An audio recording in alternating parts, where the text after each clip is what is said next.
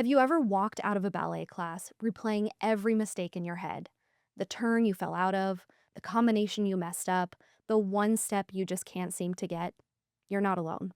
As adult dancers, we often hold ourselves to incredibly high standards. And while that drive can be a powerful motivator, it's not without cost. Today, I'm joined by Kirsten, a high performance mindset coach who works specifically with dancers, to talk about the psychology behind perfectionism and how it shows up in our ballet training as adults. We talk about why mistakes in ballet can feel so personal, what's actually happening in our brains when we spiral after messing up, and practical tools we can use in the moment to reset and stay engaged in class.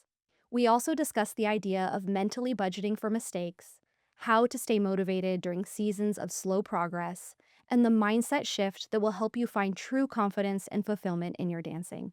If perfectionism has ever made ballet feel heavier than it should, this conversation is going to change everything. Let's get into it. Kirsten, thank you so much for being here on the podcast. I am thrilled to have you on. Thank you. It's truly my pleasure. I really, like I told you, I really do like having these long form conversations and chatting about mindset, the mental side of ballet. So I'm pumped. Yes, and not to be weird, but you have been at the top of the list of people I've wanted to have on the show, like, Oh, since we thank started you. it, so thank you for Oh, being I'm here. touched. Thank Yeah, you. yeah, and like you said, I love the long form setting of Yeah. podcasting, and I think especially for, like, what we're gonna talk about today, it's so nice to Mhm. be able to have a longer conversation. So, as I Yes. mentioned in the intro, we are gonna be talking about perfectionism, which, Mm. as I'm sure you will attest, is such a common thing that dancers struggle with. I think there's Very probably prevalent. yes. I've said this before. I'm like, I think there's like a personality profile of people that are drawn to ballet. Oh, yeah.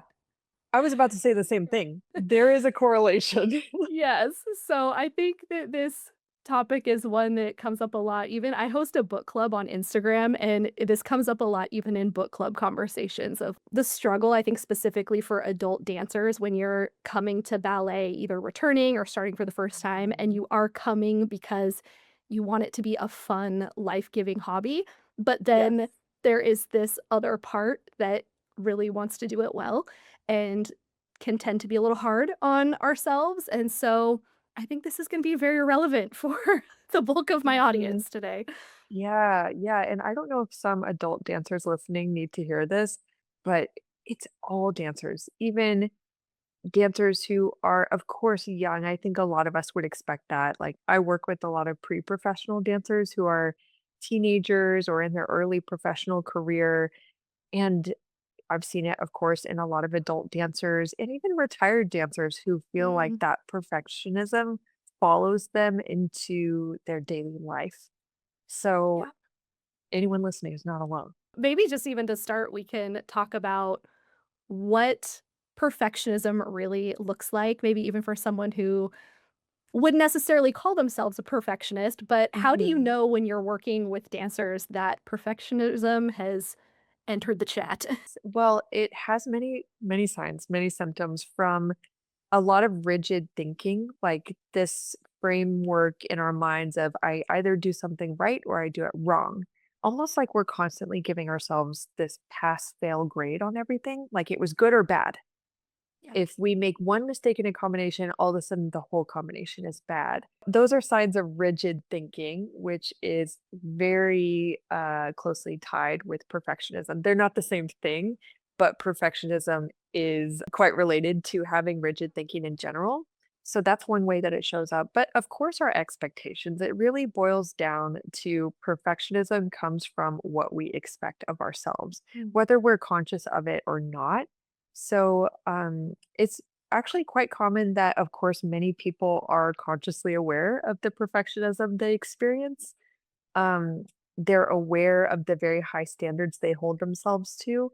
And then there are many others like me who in the past, I don't think I was fully honest with myself with how unreasonably high my expectations were for myself. And it would come out in little ways, of course, like no surprise excessive frustration when I'm not meeting my own standards, expecting linear progress constantly, feeling like I not only needed to perform well, but I also experienced perfectionism towards myself in the way I responded to my own mistakes. Like, I would even be a little bit perfectionistic about the emotions I had towards myself. Like, why am I so frustrated? I'm Yeah. frustrated that I'm It's frustrated. like so kind of touching on what you started to talk about, but I think there's a very real tendency for mistakes in ballet to feel so personal and Mhm. almost like to start to feel like moral failures when you mess Yes. something up in class. You know, it's like you mess up choreography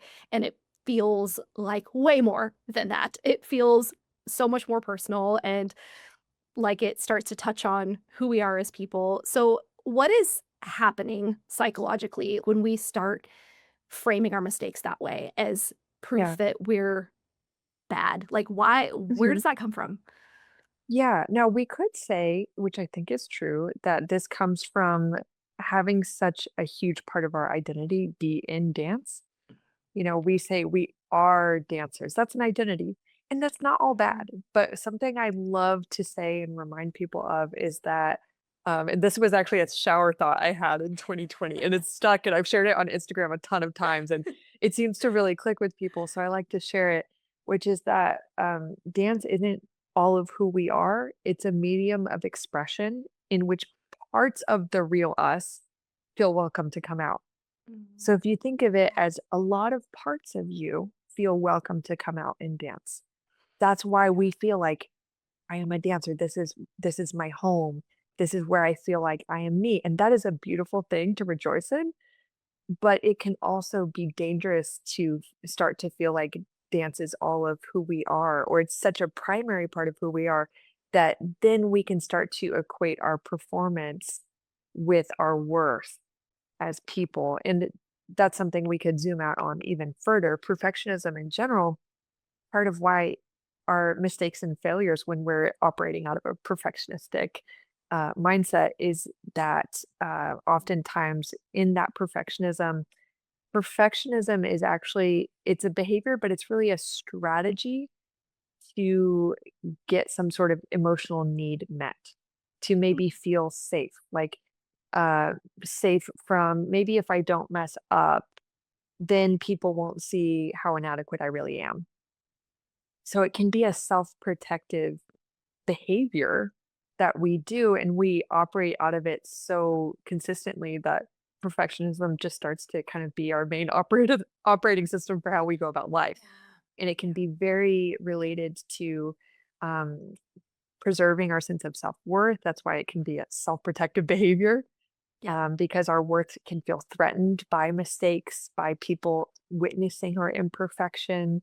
It can feel very tender and very vulnerable because it's not just a mistake, it's a reflection on who we are and perhaps even a deficit in our value or worth as people, which Yeah. understandably feel very emotionally threatening. So of Yeah. course we would want to um, behave in perfectionistic ways to try to soothe that Mhm. sensitivity.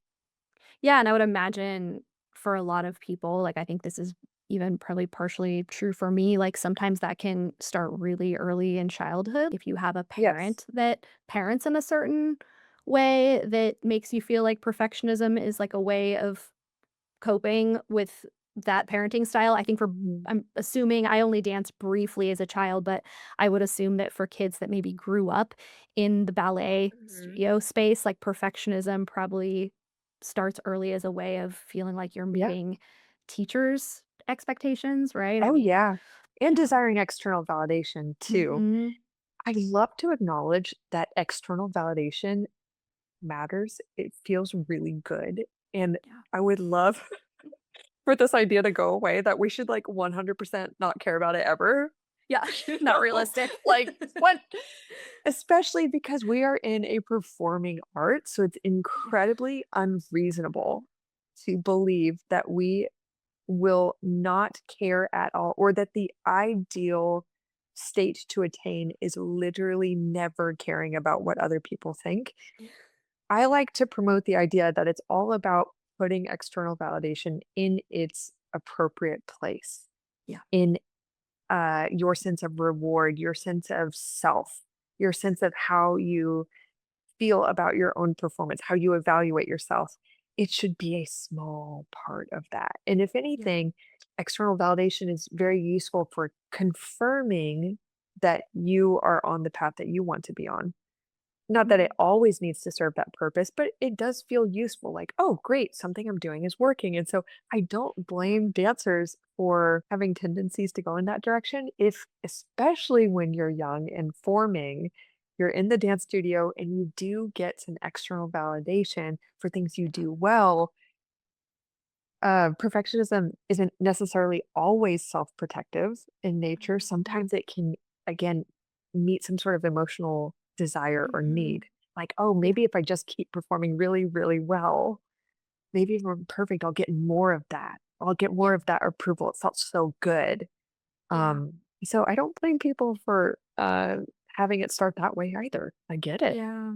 Yeah, and I think for adults, I think some of it, at least for me, I think comes from when you come to ballet as an adult and you have so much love and passion for it and it means so much to you that there's this part of you that like really, really wants to do it Mhm. with excellence because of how much it Yes. means to you. You know, it's like you don't Oh, as yes. humans, I think it's like we generally if we don't really care about something, how well we do it maybe doesn't matter as much to us, but if you really Yes. care about something, you care more about doing it well, and so I think that's even a way that it can creep in is just from, like, the sheer Absolutely. love. Yeah, and actually you bring up something that I wanted to mention that at least for me, I used to have this misconception that if I wasn't behaving in perfectionistic ways in every area of my life, I wasn't really a perfectionist, you know? And so that's kinda how I used to lie to myself a little bit like, "Oh, no, I see these other dancers, they're perfectionists, I'm not. See, I can be chill about these other things." But it doesn't necessarily have to come out in every single facet of your life for us Yeah. to still notice that we're being affected by it.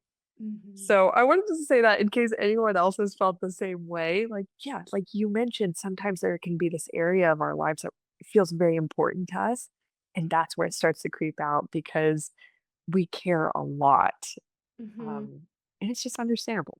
But Yeah. it doesn't have to stay that way, as I always say. Yeah. Yeah. Amen. I like that perspective. Thank you to Apollo Performance Wear for sponsoring this episode of the podcast. If you're an adult dancer, you know how important it is to take care of your body so you can keep showing up to class consistently. And that's why Apollo has been part of my routine for over 3 years. Their compression products are truly my most used support and recovery tools, both in and out of the studio. The magic is in Apollo's use of graduated compression, the same compression level used in medical recovery garments, to help increase blood flow, reduce swelling, and help reduce the risk of injury. Their products are podiatrist approved and designed to support dancers through class, recovery, and everyday life. My personal favorite is their jewel socks. They fit perfectly both over and under point shoes and slippers, and provide targeted arch and ankle compression without covering your toes or restricting mobility. They come in multiple nude shades as well as ballet pink, so they blend seamlessly into your skin or tights without cutting your lines. I also love their K-Warmer full-length leg warmers, which provide compression through the entire leg and offer knee and ankle support, as well as that extra warmth we all love. For daily wear, I use the Performance Crew socks, which feel great inside your sneakers or your favorite house slippers, making it so easy to support your body's recovery after class. It's also Apollo's #1 bestseller, with over 1,700 reviews, so you know it works. You'll find me in Apollo socks during ballet class, point work, travel days, and running errands. For adult dancers focused on longevity and recovery, their products are truly a game changer. Head to apolloperformance.com and use code AFTERCLASS10 for 10% off your first pair until March 31st. So, Yeah. in the actual classroom setting, in the moment of messing up, you feel like Mhm. things are kind of starting to like fall apart, spiral, you're going to the perfectionist spiral. Mhm. What mindset cues or tools do you recommend right in that moment that can kind of Mhm. help you regroup and not go into the full "I'm a terrible person" Absolutely. spiral? Oh, yeah. Yeah, okay, there are a lot of things that you can do, both in the moment and to prepare yourself to not face that moment. to not get there in the first place. So I'll start with something that can be done I'll kind of work backwards from like deeper inner work, preparing for your classes to in that moment, because I think that would be helpful for people. Yeah. On the deeper inner work side, of course, it's useful to do this with a professional, whether it's a coach like me or a therapist, someone who can help you identify essentially what is that behavior trying to get for you or protect you from. Because there's always, when we get down to it, an understandable thing your mind is either trying to get or to avoid by doing that behavior. And again, notice I keep saying experiencing perfectionism, tending towards those behaviors. I use that language very purposefully, and I encourage everyone to do this as well because it signals to our brains perfectionism is not someone we are. It's not something that we are. Yeah. When we identify with a behavior, it's harder to change because our brains are designed to protect our sense of self and identity. Mm. It's one of the deepest motivators for why we think, feel, and do what we think, feel, and do. Our identity is. So I that's why I encourage people to use that kind of language. So anyway, on the deeper inner work side, I highly encourage people to just, even if they need to do it on their own with a pen and paper, ask yourself, um, either if I wasn't holding myself to perfectionistic standards, what am I afraid would happen? Or if I am perfect, what would that get me? That's going to start to help you understand what your brain is really going after by Mhm. doing that behavior. Yeah. Um, and then you can start to find a different perspective or a different way to honor either that desire for safety or self protection or that desire for some sort of emotional benefit or gain in a healthier way. It's a very Mhm. simple approach, but it's a really, really good way to start. Um, so that's the deeper inner work side. The next thing you could do before class is get clear on what your purpose is for going to class. I love to phrase it like this: what is your job? What is not your job? Yeah. At least for the pre-professional, professional dancers I work with, that language resonates a lot because we feel like, oh, it's our duty to be perfect. But even if you're doing it recreationally, as I do now too, you can ask yourself, what's your intention? What's the why? What's the goal? Make it simple. Clarify at least one main important thing that you are really there to gain out of your experience of going to that class, because So it really helpful. clarifies what's the point. And that gives you also an internal compass and boundary if and when you start to go towards perfectionism, coming back and being like, am I here to be flawless? Or am I here to be really present and celebrate what my body can do today? Or Yeah. maybe it's more growth oriented. Like maybe your purpose is I'm here to gain confidence by showing myself what my body is capable of and celebrating that. Yeah. Whatever it is, it could be personal or it could be very specific. Like maybe it's for 1 week, you really have a strong goal or intention to grow in the strength of your releves or the precision of your musicality. If you Mhm. pick either an overall purpose or even a specific goal or intention for what you really want to gain or grow in that day, it gives your mind a more specific and meaningful and personal way to define success for that class and define the purpose of it so that the purpose doesn't just by default become be perfect, don't mess up. Yeah. It's Yeah. incredibly grounding and clarifying. Yeah. So it's so simple. You probably heard it before, but do it. You've heard it before because No. it works. It's We need to do so it. it's so good, and, like, I can personally attest, like, the times that I am intentional, I really try on my I have a 30-minute drive to the studio, and I really Uh-huh. try to make a habit of doing this at some point on my drive, Good. and I'm sure I heard it from you because Yeah. you're the only person I follow who gives this kind of Oh, incredible advice, so I'm like, I probably heard it from you in an Instagram reel or something, but I really try, and I swear, when I do this, yes. it is always, always a better class. Same. If I forget to do it, yeah, I I can be aimless. Yeah. And the thing to know about our minds is that our minds want to measure our success in some way Mhm. in that class. Why? Because It's a huge investment of our energy, even our physical energy. Like this comes down to how our brains are designed for self-preservation. Our brains know this is a huge investment of energy. We want to make sure it's worth it. Like Yeah. subconsciously, our brain wants to be like, is this worth it? Am I doing well? Like, why am I here? Yeah. And Yeah. so if we don't give our brain some sort of aim or clear intention, clear purpose to work towards, Yeah. let's not be fooled. It will pick something Yeah. just by default. It will pick something, and maybe that default, uh, aim will become, "Don't be the worst in the class," or "Try to be the best in the class," Mhm. or Don't mess "Get up at the all, don't mess ever. up ever, never, not once, not okay," Yeah. or "Get the attention of the teacher." Our minds will go towards something. So you Mhm. need to give it a clear intentional goal so that it has something to focus on and measure progress off of that chosen Mm. intentional goal rather than just whatever your mind chooses to focus on based off of all the programming that might be from your whole life of Yeah. tending towards perfectionism, you know? And I will just lastly add something for in the moment to finish on that for this point.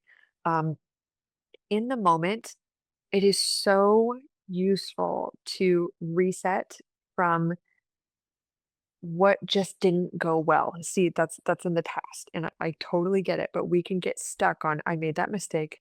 I messed that up again. My leg is still turned in even though I've been trying to fix that in Petit Allegro for 3 months now." I totally get it, but when we're doing that, we're focusing on something that has already happened that will not change. So instead of focusing on what has happened in the past that's wrong, the best thing that you can do is you can give yourself a moment of like a little self compassion and acceptance.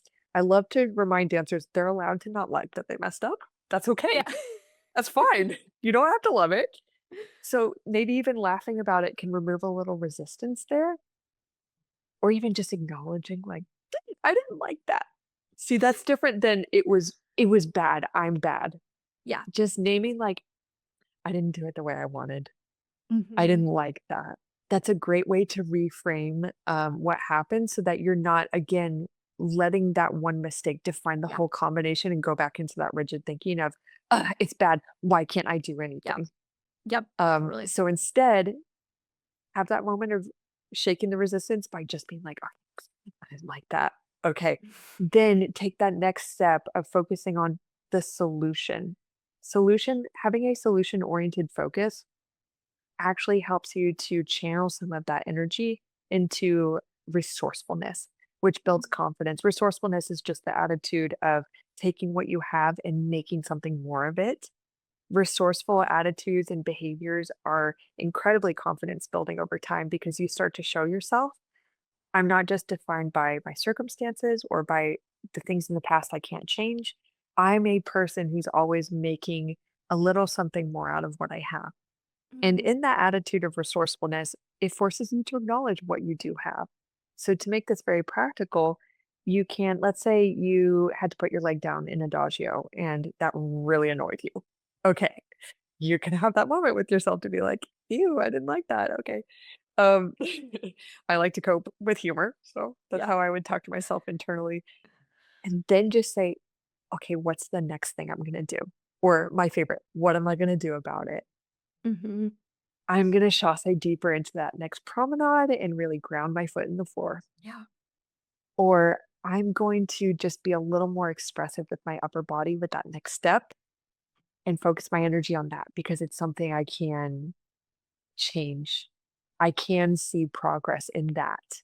And Yeah. it's a great way to just redirect your energy from that perfectionism and what's not going well and what has happened you can't change to, okay, what's that next thing I'm gonna do? What am I gonna do about Yeah. it? Yeah. Yeah, And it's just a great little redirect. no, and I love that because I think when you get super frustrated, like if to use the example of, having to lower your leg in adagio, just spiraling into frustration about that, it's missing the opportunity to learn Mhm. from it. And I think in the times, can't always do it, I'm still working on it, but in the times where I've been able to not spiral and take that as information of, why couldn't I hold my leg up? Like, was I not Yes. over on my standing leg enough? Was I not then you Mm, can learn from it, whereas if you mhm. just are getting irritated, it's like you miss the opportunity to learn from it, at least I know I do when Yeah. I'm in that state, I'm Oh, like, "I yeah. didn't learn anything, I'm just irritated." Uh-huh. So, if I can have more of a learning curiosity Yes. mindset of like, why didn't that work?" It's not, quote unquote, a waste because Yes. there was a learning moment from it rather than just a full freak out Yeah, internally. 100%. Um, Yeah. can I add one more little thing? Yes. Ah. Okay, I love this strategy. I learned this from neuro-linguistic programming, which is a modality I'm trained in for mental change, basically. And I learned that when we ask why questions, it often, by default, causes our brain to focus on what's not working. And what is a much more, again, resourceful use of a question and our brain space is usually what comes out of a what question. Instead of a why question, why didn't it work? What do I want to change next time? Even you could ask, what caused my leg to drop? Like it's valid Mhm. sometimes to explore what didn't work, Yeah. but even just shifting from why didn't it work to what wasn't engaging that caused it to drop? Yeah. It leads our brains to a little bit more specificity and really identifying what exactly is the opportunity for change. And it frames it more in a what is the solution? What is the opportunity? Concrete sort of focus rather than why. There's something Yeah. about the difference in that language that leads to more resourcefulness rather than fixation on what's wrong with like why Yeah. can't I get it? Why is this never working? Well, I think it totally makes sense because even as you were saying it, I was like, "That makes so much sense to me," because I think about Yes. if I say, "Why didn't that work?" Logically, the answer of, "Well, because I'm not a good dancer," is gonna flow much, like, More easily, easier right? than saying, Yeah. "What didn't," because, like, saying, "Because I'm a bad dancer," isn't really a logical answer to what didn't work, whereas if I ask, Exactly. "Why didn't it work?" I can make jabs at myself and kind of go down that route, and so it makes Yes. complete sense to me that just the difference between why and what kind of opens up a different Yeah. channel in your brain of, like, how you would answer that question. Yes. Yeah, and that's the power of neuro-linguistic programming. It's like this methodology of using the our language to reprogram our brain and also Love it. understanding the language of the brain and how to work with it to Yeah. change like even when we ask ourselves a question, our brain has to generate a response that Yeah. usually comes in the form of mental imagery. It could be a picture, sound, or feeling. And a lot of times it's a picture like, why didn't it work? Well, maybe you think about like you see this mental imagery of like you looking so terrible with your leg on the floor when it should be up. And not Yeah. always. It's not like a one-to-one every single time it's a bad idea to ask a why question. It's just a really interesting hack for people to explore that usually leads to better answers. Yeah, I think that makes so much sense, I love that, so practical. Have you been craving more time in the studio and more connection with other adult dancers? If so, I have great news for you. This episode is sponsored by Label Active, a dance and activewear brand inspired by the artistry, discipline, and presence of dancers, and the host of the 2026 Adult Ballet Retreat. 5 full days of ballet classes and social activities designed specifically for adult dancers, taking place in Seattle, Washington, June 21st through the 26th. I've personally attended retreats hosted by this team multiple times, and it's always an unforgettable experience. There's nothing like spending a week surrounded by other adult dancers, immersed in your shared love of ballet, in a space that's supportive and encouraging. And this whole week is thoughtfully built around adults: the pacing, the coaching, the environment. And there's 3 levels to choose from. So whether you're a beginner or have been dancing for years, this event is for you. I'm so excited to be attending again this year, and I would genuinely love to dance with you in person. Registration closes on April 15th, so if you're interested, don't wait. And because you're part of the Afterclass community, you can use code AFTERCLASS100 and get $100 off your registration. All the details and links to register are in the show notes. If you've been dreaming of a ballet experience that fills your cup, I cannot recommend this retreat enough. Hope to see you there. So, you shared recently on Instagram this idea that you can mentally budget for mistakes. And I absolutely loved that reel. And so I was wondering if maybe you could unpack that for people that Yeah. didn't see it, because I just think it's such a great concept. And it was something that I was like, I'm doing that next class. I'm doing it. Yeah, I'm so happy you liked that because it's something I came up with that it just reminds us to anticipate, to plan for the reality of mistakes in an empowered way rather than a disempowered, oh, I'm going to mess up, projecting failure sort of way. It's a subtle difference. So, what this strategy really is, it's exactly what it sounds like. You decide ahead of time what kinds of mistakes are just reasonable, normal, expected. Or even just you can vaguely have the idea in leading up to, let's say, a performance where you understand it's very normal that you might feel a little wobbly in your first few seconds of walking on stage because there's a lot of energy in your body, the adrenaline, the cortisol. So, even just kind of mentally budgeting for it's normal to feel wobbly. What will I do about it when it happens? Again, the what question. Or, even if I do kind of wobble in my turn a little bit or fall out of a turn, I know I don't want that. But if I do, okay, I've already decided that that is one moment in my overall performance. So if that happens, here's how I'm going to move forward from it, like picking a solution, picking a path forward.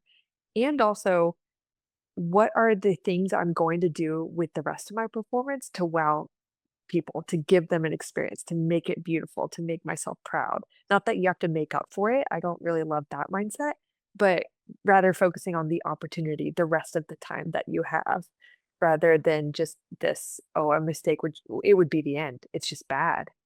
Yeah. So I like how mentally budgeting for mistakes is just a simple acknowledgement of the inevitability of them in a meaningful way, not just like a flippant, like, yeah, I know mistakes happen, but on the inside, I've decided they're not okay. It's like, no, no, mentally budgeting for mistakes means that you've really reckoned with yourself and accepted that some imperfections will be present, but you use that acknowledgement and acceptance to focus much more on, okay, even with those mistakes and imperfections being present, what can I control in my performance that would make it beautiful, or a class that would make it feel satisfying and productive? It also gives you much more mental space and energy to focus on success, meaning I moved forward from it in an empowered way rather than mistakes are just bad. They define me as a dancer. They mean the combination was bad or the class was bad. We often unconsciously think and feel that way towards mistakes.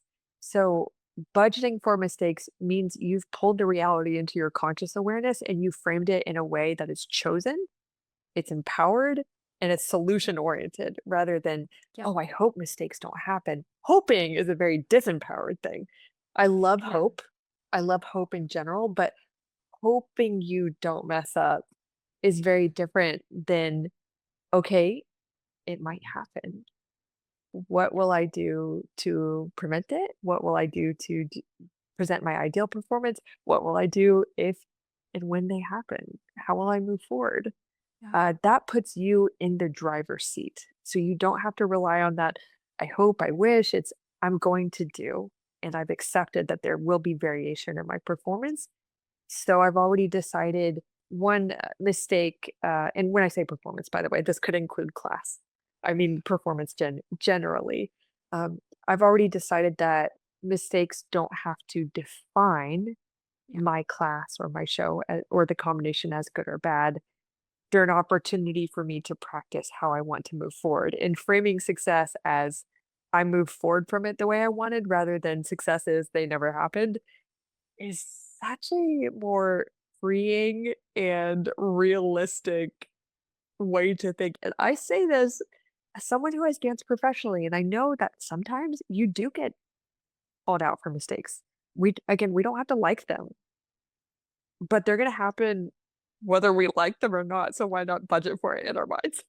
Yeah, and I think that's why I love this concept so much is because it's grounded in reality. It's like we're not Yeah, perfect. No one's gonna have a perfect class, no one's gonna have a perfect show. Like, it just doesn't. I no, mean, even when you watch interviews with elite prima ballerinas, they talk about things not going the way they wanted to in a show, and so it's like, if that is happening to, Natalia Osipova, like, who the heck am I to think that right? I'm not gonna mess up in class? Right?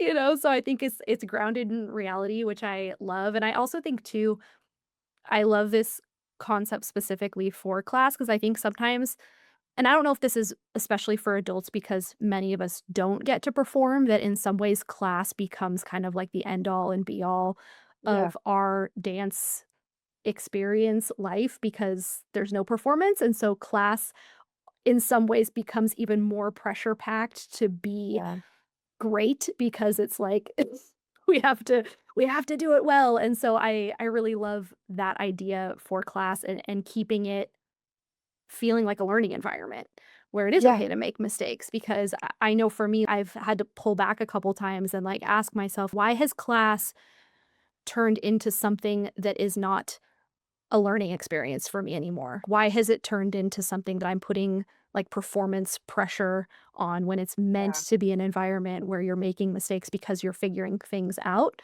So, I don't know if Yes. other adults feel that way, but that's Oh, I'm just sure. how I felt. The ones I've worked with, yes, they would say the same thing. Yeah, yeah. So, slow progress is a really big trigger for adult dancers. It's something that I hear a lot, just with fellow dancers feeling frustrated by things taking too long. And I think it's compounded by this feeling that a lot of us have of like we started, quote unquote late and we're running out of time.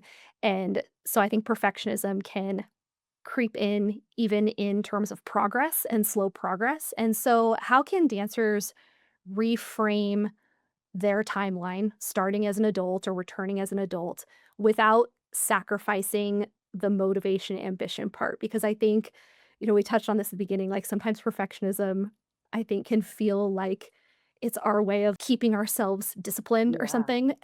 And yeah. so, how do we find that balance? Absolutely. Well, I kind of want to work backwards in my answer because I want to say it's so normal in dance, no matter what your age is, to feel like perfectionism is the best way to motivate yourself, fast track your progress, and make sure you're doing your quote unquote best, which I kind of hate this idea of doing your best, air quotes. Because it is a Trojan horse where perfectionism comes in, Yeah. almost every time. When the standards are vague, your mind is like, "Okay, great. Well, doing your best means no mistakes. Doing your best means perfect." Again, Yeah. when the goal is vague, your mind will just go in default mode Yeah. to defining success in however whatever way it just seems obvious and easy to define it, and that often backfires. So, to get back to the point. Um, instead of seeing perfectionism and being hard on yourself, having super high expectations as the best way to motivate yourself towards success, I invite everyone listening to be very, very honest with themselves and ask themselves, when I let perfectionism creep into my dancing, what does it actually cost me to expect more of myself than I can actually deliver on consistently? What does it cost me? What does it do to my mood? What does it do to my confidence? My hope for what I can do going forward? What does it do for my energy leaving the class? Like, am I feeling defeated and frustrated? Yeah. Be so honest about the price you pay for trying to motivate yourself through perfectionism rather. And not that I blame anyone for doing this because a lot of times it's just happening again by default.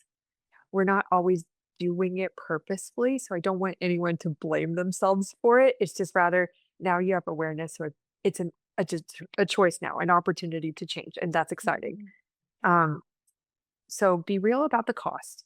Then instead of going into class with a level of expectation that is impossible or very hard to meet, what I encourage everyone to do is to actually radically simplify, even if this makes you so uncomfortable, that's okay.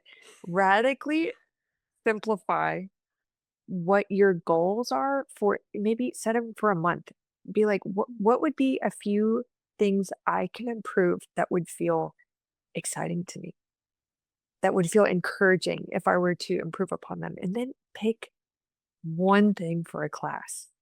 Mhm. And of course, you're going to put effort towards improving other things in class anyway. You're probably going to get corrections from your teacher, things to focus on. So, having just one aim that you bring into the class and setting a very reasonable expectation with yourself, like, okay, instead of success is doing that thing perfectly, or I did it well yesterday, now I have to do it the same or better today.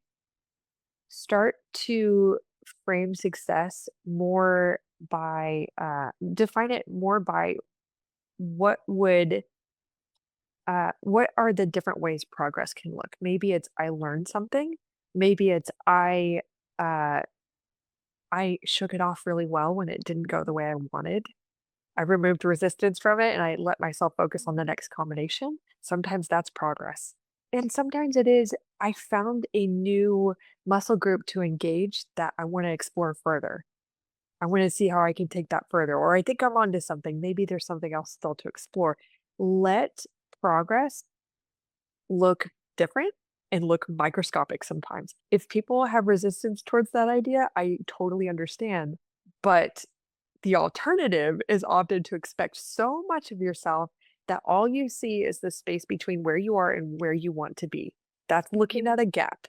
Looking at that gap every single day diminishes your confidence. It lowers your mood. It makes you frustrated. And it makes you actually blind to the progress that is happening. So if you Yeah. let progress be something that you measure specifically according to just a Mhm. few goals or intentions you're setting for yourself.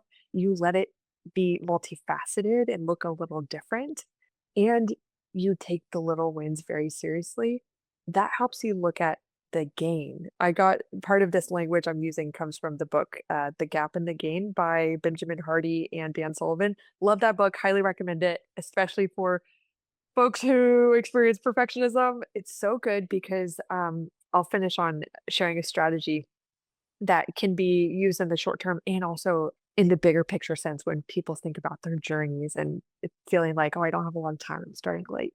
This concept of being thoughtful about looking at what you've gained much more in proportion to the gaps you look at, like what you lack, what you haven't done yet, how much further you still want to go.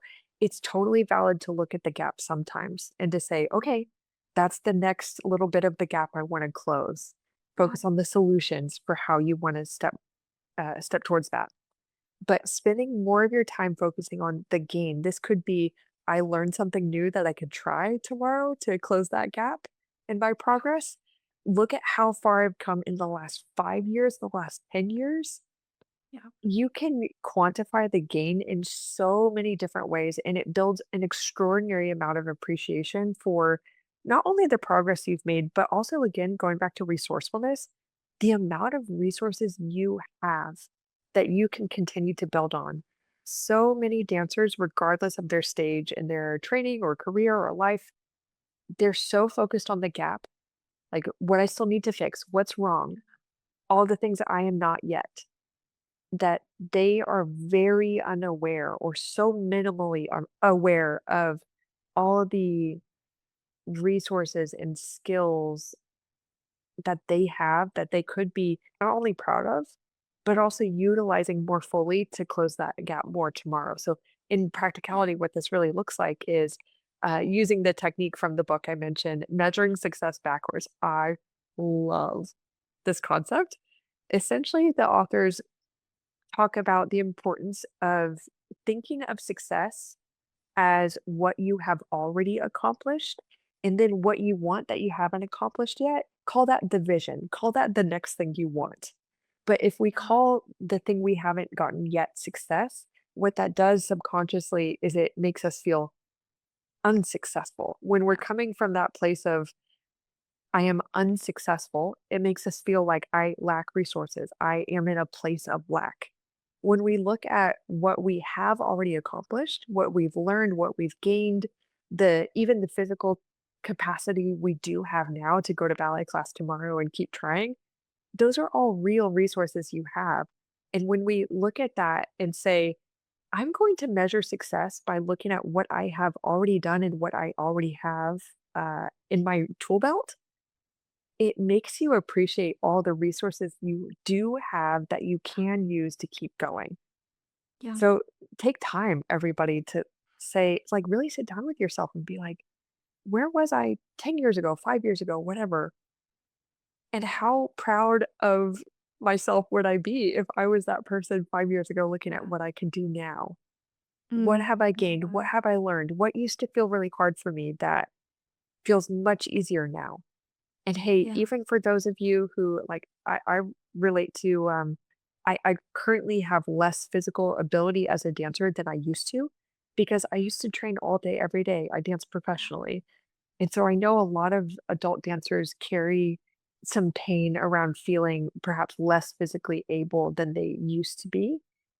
And I understand that. But I now have a lot of joy and confidence in my dancing because I did the hard work of really sitting down with myself and saying, success gets to look different in this time in my life. And I get to look at all the aspects of my life I've gained because I don't train as much anymore. And I'm going to look at all I'm able to do now, not as something that represents lack, but gain, because look at how fortunate I am to still be able to dance.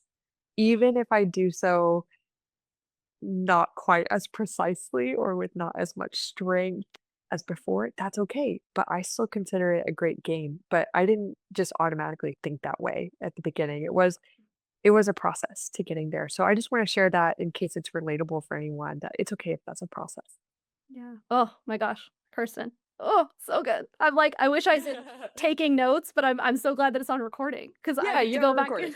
I'm like, I'm gonna go Great. back and listen to this episode like 5 times. It's just so good. I Awesome. love what you said about counting the cost of that mindset of perfectionism. Like, it literally almost brought tears to my eyes because I think it made me realize that there is a huge cost. Like, there is a Yes. huge cost to living with that default mentality. And I think for me, I look back and in seasons, it's cost me my joy in class. Yeah, Like, I think of classes that it's like, I don't wanna say wasted, but it's like in some ways classes that were wasted, uh, and not joyful when they could have yeah, been. And I look at seasons where I actually even needed to just step away from ballet for a while because I think one of the biggest costs that I have experienced, I have talked to multiple other adult dancers about, is burnout. And you yeah, get to a point where you're so burnt out emotionally, mentally by ballet that you have to pull back because yeah, and I think I hadn't framed it before, like the way you said it, of like that is a cost of carrying that mindset and not being willing to yeah, examine it and set it aside when it's not serving you. And so I love that. Like, I just think that's such a great question to ask is what has that cost you in the past? And if you're not okay with yeah, that, like I look back and I think of what's cost me and I'm like, I'm yeah, not okay with that. Like, that's not how I want to live moving forward. And so I yeah, think it's just such a great stop, think about it because yeah, it's easy to just keep doing what you're doing, even in like a cyclical way, you know? I think like I've had a tendency totally. to cycle in seasons of burnout with ballet where it's like, I'm really excited, I'm all in. And then I start to get in this perfectionist mindset of like, it Yeah, has to be perfect, it has to be better, I don't have time, like I have to be progressing in this very specific way. And then I get burnout and I have to pull back yeah. for a minute and then I come back and I do it again. It's like so I think like it's just such a great question for everyone to ask, what has that potentially looked like for you. Maybe it's not burnout Mhm. for you, maybe it's something different, but I think for a Yeah. lot of people it is burnout and being like, "Oh, this Yeah. thing that I started to have joy, to unplug from stress, to move my body, to feel beautiful, whatever it is, has become something different, and now it's costing me, emotionally, mentally." Yes. So, it's just so good, so good. Thank you for sharing that. Good. I It's absolutely sobering, just isn't it? it is, and I mean, the whole thing was just, like, beautiful because yeah, I think there's a lot of gifts in dancing as an adult, even when that often means limited capacity or different capacity from when Yeah. we're a kid, maybe if you're comparing it to past dancing experience. Right. Yeah. I think there's just so many amazing gifts that are different in doing it as an adult with, like, the life Yes. experience perspective and the It's so emotional true. journey we've been on as adults, like, Yeah. it's so different and it means something different, and I think, Yeah. celebrating that versus trying to, like, fight against it in some ways. But if an adult dancer is in a season currently where they're wrestling with slow progress, mistakes feeling really loud, what would you want them to remember walking into their next class? That the energy of play is really important. Love that. Uh, Something I've noticed is that the the energy we bring, the mentality we bring into a class, it can just kind of be something that we're carrying over from the last class. And if we're really feeling stuck and like, things aren't going well, this doesn't feel good, I'm not progressing the way I want. We're starting the class in a state of resistance. Mm, Like it's already hard from the start. And our state can really enhance our experience and results or make it hard, make it miserable, make it almost impossible to create the change we want. So, ways that you can move forward with more lightness and encouragement are just really radically changing your intention. And maybe even if you do this one time and you just like give it a try, you give it the benefit of the doubt, even if it sounds stupid, even if it sounds a little too easy, a little too good to be true. Um, I want to say that I once found myself in college in that place of resistance. Like, I'm about to audition for companies. Like, oh, I've heard that auditioning for companies is really hard and it's discouraging. You get rejected a bajillion times and it's just, but I had this epiphany at that time in my life that I could choose to think that way, and so it would be for me, mhm, or I could choose to go about it with playfulness, with this attitude of how can I make it fun? How can I make it exciting? And I started taking my classes and thinking, you know what? I'm always so concerned about doing it right. And it just stiffens me up and it's boring. What if I decided to play around and see how long I could hold the arabesque? Like make it an experiment rather than a test. yeah. What if I could just have a good time and really let myself dance? I say this because I had every reason to feel stuck. And so I've lived this. Like, I know it really works to just give yourself a bit of a mental break where you're like, okay, well, if the way I've been approaching my dancing feels really heavy, it feels really discouraging, how about I just give myself a time to experiment with a new way of going about it? Like with the experimental mindset I mentioned, with playfulness, like letting it be fun, letting it be therapeutic, like times where I've just felt a lot of physical pain and like my body just doesn't feel good. That's a really easy way to start dancing with that state of resistance. And so on those days, I like to experiment with, okay, well, what would class be like if I took it therapeutically? Yeah. And it really changes my movement quality. So class can be a new experience. It can be fresh if you change your intention around it. So hopefully that connects with people and it feels encouraging because I know it's something that's really worked well for me. So hopefully also for others.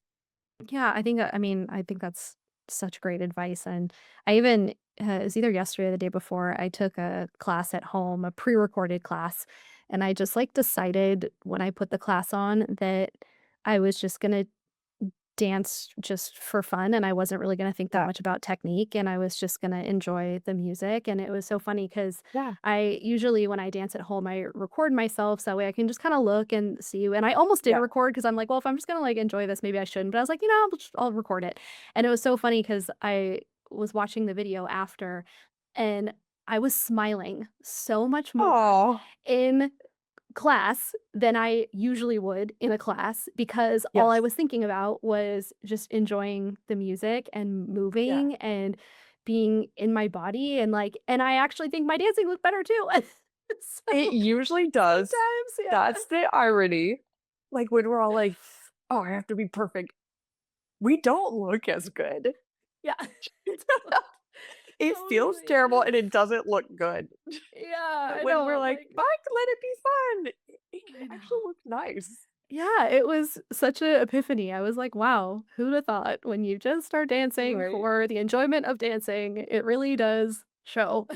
right? It So, almost that used to feel like it wasn't that we're not allowed to think that way. Like, that's yeah. not allowed. That's not real. You could be in the Yeah, real world, beating yourself up. yeah. What? It actually, it's like, ugh, maybe the more we enjoy it, the better it goes, and the better we look, and the better we feel. So then we wanna do more of it, and then we Well, get yeah. better. Like, oh, I know, maybe I it know. could be an upward spiral like that. Oh, it's so great. Yeah, I definitely I think it's great to just have a class every so often where it's almost like a technique-free class. Like, let's just not worry about our turnout. Let's just not worry about, Yeah. all the things. Like, just move to the No music. worries. Yeah. Hakuna Matata. I'm sure ballet teachers listening to this are like, "Oh my god, stop talking." But I'm like, "No, I think it's good. I think Mm, it's a good idea." I teach ballet. I endorse this. Oh, good. Oh, awesome. That makes me feel Yeah. validated. So how can people stay connected to you and your work? So I'm the confident dancer pretty much everywhere. Theconfidentdancer.com is where people can learn more about my work as a coach, a speaker, look at my online courses, my dance masterclass if you haven't checked that out yet. Well, I know you have, but like others. Um, and also on Instagram, I'm Kirsten underscore the confident dancer. Someone took the confident dancer and has no posts. How rude. Up. But anyway, so that's where I am on Instagram. And I also have the Confident Dancer YouTube channel and podcast. I haven't been posting recently, but I have like 500 plus episodes, especially on YouTube. Yeah, So go to so good. town. If you want some free resources where I talk about a lot of these concepts more, go to my YouTube channel or podcast. Yeah, so good. And to clarify, because some people maybe would see what you do and assume that you only work with professionals because of, Mhm, you being a high performance mindset coach, but you mhm. do work with adult dancers, right? I actually have a friend Yeah, who works with you who's an adult dancer. And so just for people that may not know that, like yeah, even if you not gonna say only dance recreationally, but even if you primarily that's your goal is just yeah. enjoyment, like you can still benefit from the services that you offer. Yeah, thank you for mentioning that because sometimes I kind of forget to highlight it. But yeah, for sure. I've worked with a lot of adult ballet dancers. So yeah, Yeah. anyone's welcome. Yeah, and I know a lot of people listening have dance masterclass subscriptions, so make sure you look up Kirsten's dance masterclass, and thank you so, so much for your time, and thank you for being here. I really appreciate it. My pleasure. Such a great conversation. So thank you so much for having me. Thank you so much for listening. If you enjoyed this episode, I'd love for you to share it with a friend or leave a quick review. It really helps more adult dancers find the podcast. All the links and resources we mentioned today are waiting for you in the show notes. And if you want more adult ballet content in between episodes, come hang out with me on Instagram at the Busy Bunhead. See you next week after class.